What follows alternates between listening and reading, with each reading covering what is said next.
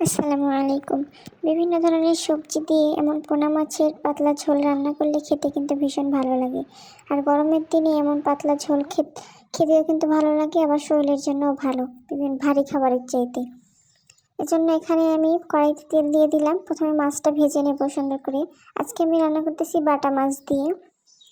বাটা মাছটা সুন্দর করে এপিট ওপিট ভেজে নেব, লাল লাল করে সুন্দর করে এপিট ওপিট ভেজে নিতেছি। মাছটা ভাজা হয়ে গেলে এখন একে একে সবগুলো উঠিয়ে রেখে দেবো মাছগুলো।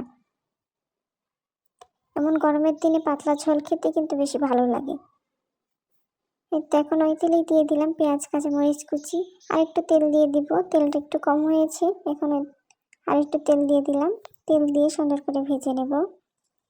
এখন এর মধ্যে দিয়ে দিয়েছিলাম আস্ত জিরাটা দিয়ে সুন্দর করে ভেজে এর মধ্যে দিয়েছি আদা রসুন বাটা দিয়ে নেড়ে চেড়ে একটু পানি দিয়ে দিলাম কষানোর জন্য, যাতে মশলাটা পুড়ে না যায়।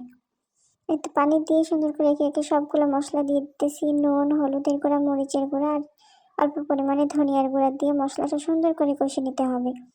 মশলাটা যত কষানো যাবে খেতেও কিন্তু তত ভালো লাগে তরকারিটা। এ পর্যায়ে মশলাটা আমার সুন্দরভাবে কষানো হয়ে গেছে। এখন এর মধ্যে দিয়ে দেব কেটে রাখা সবজি। এখানে দিয়েছিলাম পুঁই শাক, ধুন্দুল আর আলু। আর পুঁই শাক কিন্তু আমার নিজের হাতে লাগানো, নিজের গাছের। তো সবগুলো সুন্দর করে মশলার মধ্যে দিয়ে কষিয়ে নেব, ভালো করে কষিয়ে নিতেছি। পানি দিই নাই আমি, এই সবজি থেকে অনেক পানি বের হয়েছে।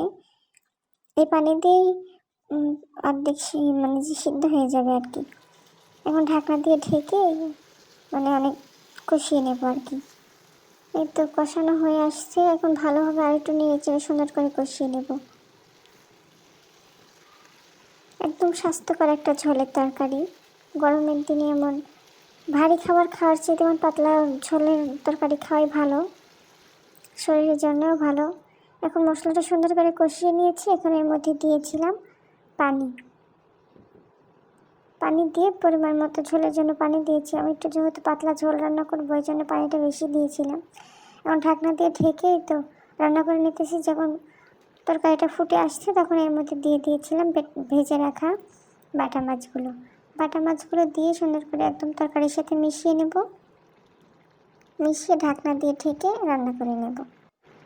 এ পর্যায়ে কিন্তু আমি লবণটাও চেক করে নিয়েছিলাম, সব ঠিকঠাক হয়েছে আলহামদুলিল্লাহ। খেতেও কিন্তু ভীষণ মজা হয়েছিল আজকের এই তরকারিটা। ভিডিওটি ভালো লাগলে অবশ্যই লাইক দিয়ে পাশে থাকবেন কিন্তু। এতে পর্যায়ে রান্নাটা হয়ে গেছে, এখন ঢেলে নিতেছি। তরকারি কালারটা দেখতে মাশাআল্লাহ অনেক সুন্দর হয়েছিল, তেমন খেতেও অনেক সুন্দর হয়েছিল, অনেক সুস্বাদু হয়েছিল। ভালো থাকবেন সবাই, আল্লাহ হাফিজ।